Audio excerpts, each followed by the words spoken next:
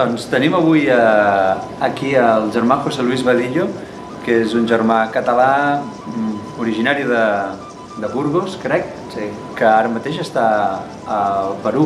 Al Perú, concretament a Urubamba, el Valle Sagrado de los Incas. Ens podries explicar més o menys com va començar aquest contacte, com vas arribar a parar al Perú? Bueno, són aquestes circumstàncies que sempre a uno l'agraden de fer experiències noves, sobretot, mira quina casualitat, el papa Francesc que està demanant realitats de la perifèria, no? El llama de frontera. Pues m'agradava sempre anar a algun lloc de fer el servei i pues no m'havia apuntat mai perquè durant els 9 anys que vaig estar a Barceloneta i després a Torreforta, de director, pues no te permitia. Vas estar que si contrata de professor, que programar el curs, i l'any que vaig deixar de ser director i van donar un any de formació, pues vaig aprofitar per anar a Proide a una realitat del Perú que era la missió, que diuen allà. Recordo que era el primer projecte d'estiu que es feia al Perú per part de Proide. Sí, mira, quina casualitat. A més, me va ajudar el tema de l'idioma, que ja no és el francès ni l'anglès, sinó és una experiència també més propera per comunicar-te amb les comunitats d'allà. I com recordes aquesta primera experiència? De forma tal que me va agafar molt fort, sobretot, l'experiència amb els germans de la comunitat que hi havia a Urubamba, la joventut que portaven per fer aquestes experiències de missió i després la gent, diríem, de les comunitats andines. Comunitat allà és el poblat, d'una pobresa extrema i bueno, que la finalitat era fer 3 aules per a aquella comunitat. Era Pampallacta, concretament, era també Pomatales, era també Socma i era també Totora. Van anar els voluntaris que van anar d'aquí de Proide a aquests llocs.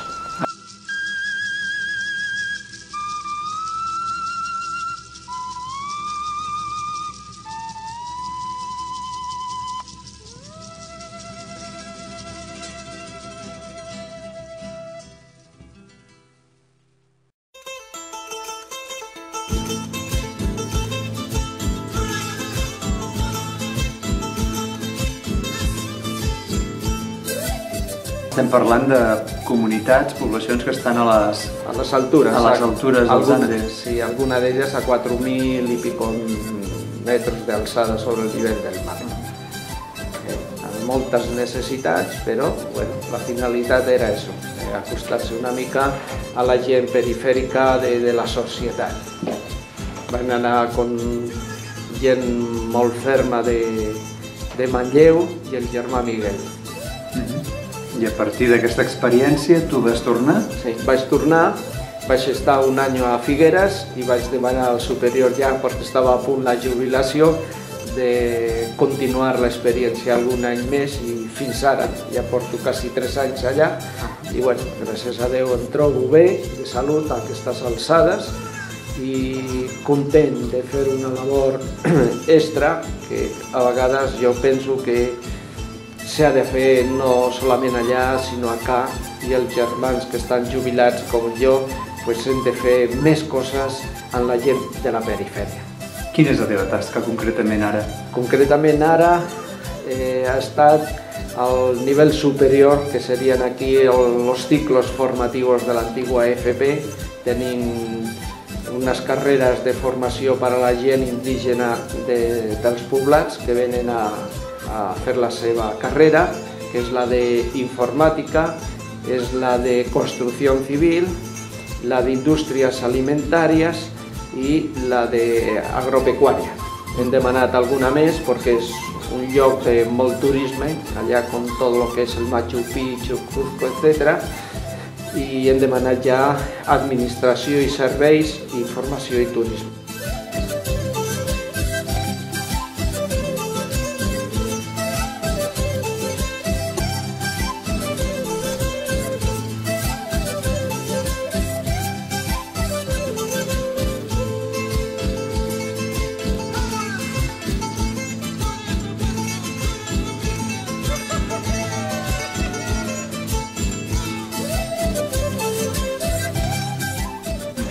Estem parlant de la població d'Urubamba.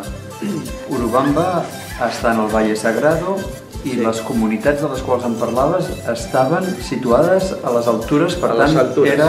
Sí, jo penso que tot el col·legi de la Salle, en qualsevol lloc que sigui, ha de ser un centre que no solament estigui per la gent del seu entorn, sinó que ha de projectar-se a gent amb més necessitats. I aquest cercle es pot ampliar a medida que la gent se sensibilitza, aquesta gent del col·legi ha de fer coses per los que siguin o estiguin a llocs més perifèrics, de més necessitat. I Urubamba crec que fan aquestes coses.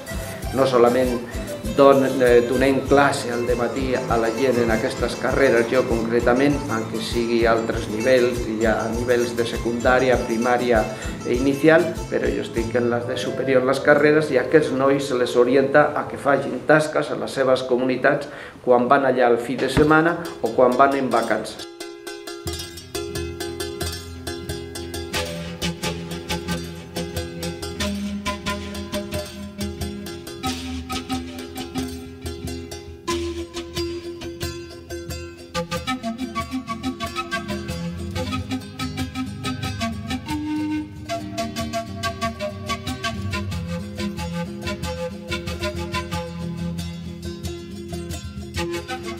Ens podries explicar breument en quines condicions socials, de salut, educatives viuen en aquestes comunitats? Les de les comunitats, ordinàriamente, és gent que viu en una casa de 24-30 metres sense habitacions, és tot un lloc, i en aquell lloc tenen la seva habitació, diríem, juntament amb els animals, la cuina, el dormitori, etc. En aquesta situació, la gent de dalt, no? Amb res de calefacció, amb res. Ja últimament quasi totes tenen llum, el que suposa un progrés ja per a aquella gent. I tenim la particularitat allà al col·legi que hi ha una emissora, Rimarina Cosunchis, que arriba a tota la vall del sud del Perú per informació diríem, dels indígenes de les comunitats. I també s'hi han de transmetre missatges als camperols que estan molt apartats, truquen a la Salle, a l'emissora, i des de l'emissora es comunica el que han de dir.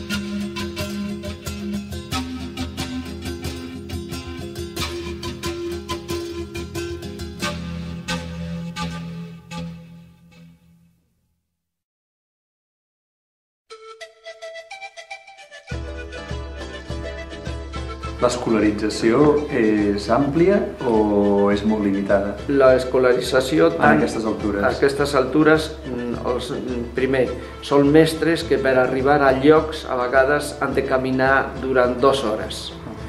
Si la climatologia no acompanya, a vegades els mestres no van i tampoc els alumnes.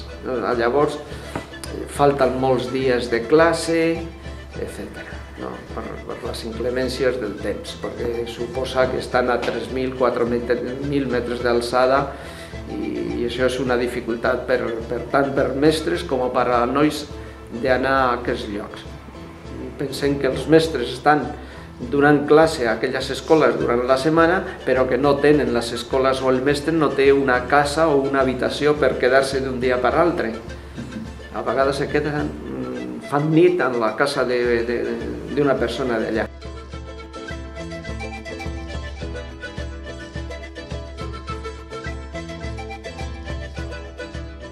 No sé, jo te diré que en classe que tinc jo de les 4 carreres que vaig de primer i de segon any, són nanos que venen sense llibres, únicament tenen la llibreta i un bolígraf, un llapis per escriure.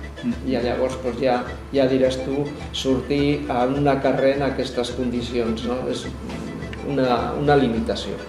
Lo paguen després, per què? Perquè altres nois de poblacions com Opus, Colima, etc., que tenen un nivell superior, ante les oposicions queden molt endarrerits aquests nois. Quin percentatge calcules que deuen arribar a finalitzar el cicle de primària dels nens de les comunitats andines? No sé, primària quasi tots, quasi tots. Sí, amb poca assistència a vegades, són petits.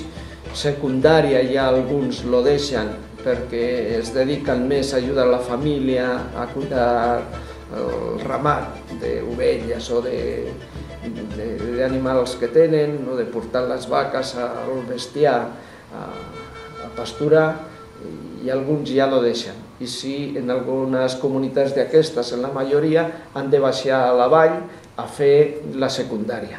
I això, amb les inclemències del temps, el transport, l'economia, hi ha gent que ho deixa.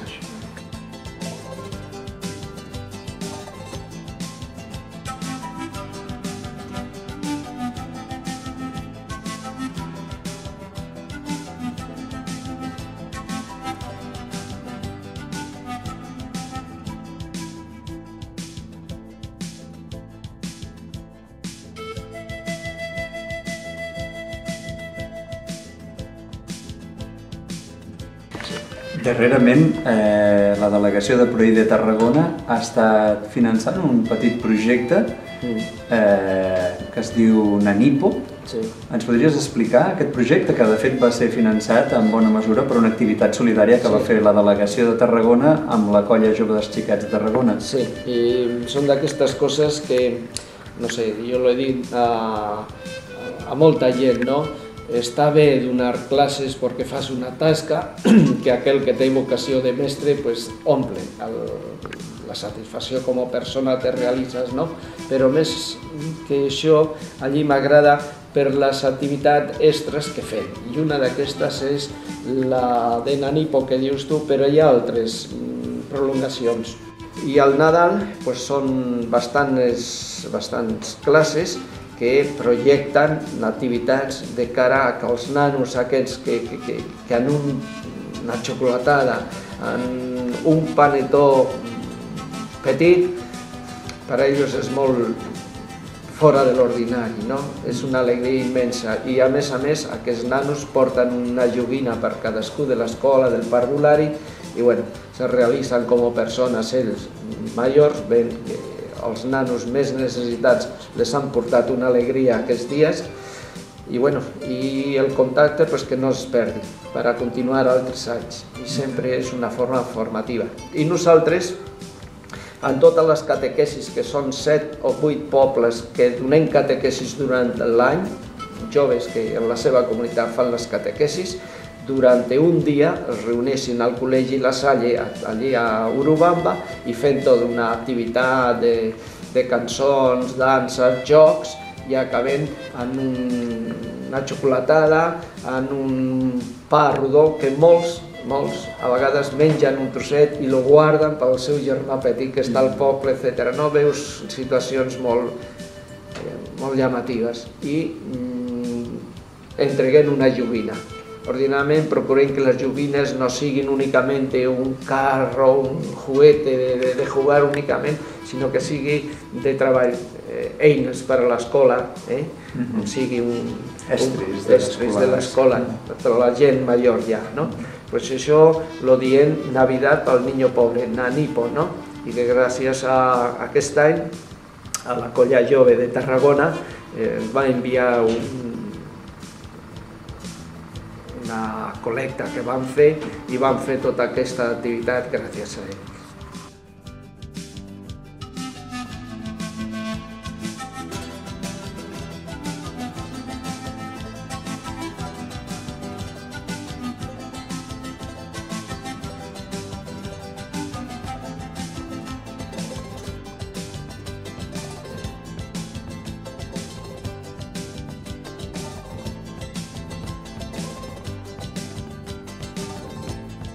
Molt bé. Doncs moltes gràcies, José Luis. És un plaer tenir-te aquests dies aquí. Sé que ho fas cada any. Sí. Vas venint. No, cada any no, cada 2 anys. Cada 2 anys, per tant ara ja feia 2 anys que no et teníem. Bueno, i més que res, és recordar, a mi m'agrada, perquè ara estic escrivint la següent pàgina del blog, ja, La ruta dels records, serà el títol del pròxim, no? I allí fico el trobar-me amb la família, el trobar-me en llocs com Barcelona, que ha significat per mi, etc. Germans, persones, sense dir el nom de ningú, sinó molt en general, perquè si no seria això un llibre, però... Ets una persona molt prolífica a nivell de fotografia i també d'escriptura.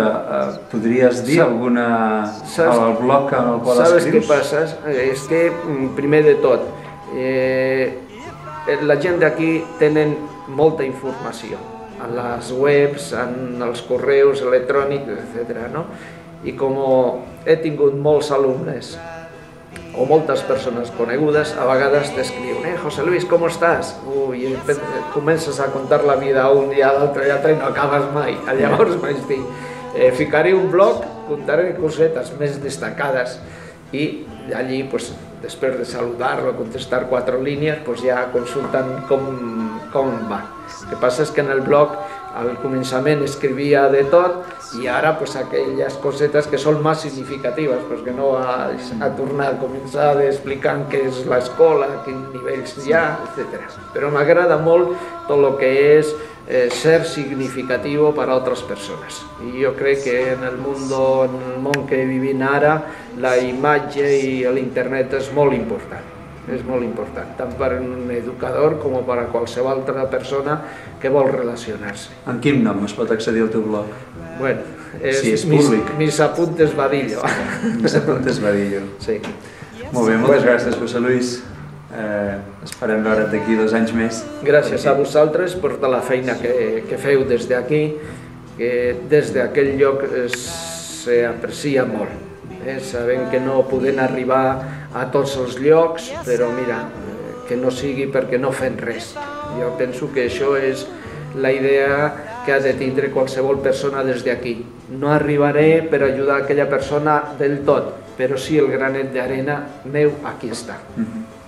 Molt bé, moltes gràcies. Gràcies.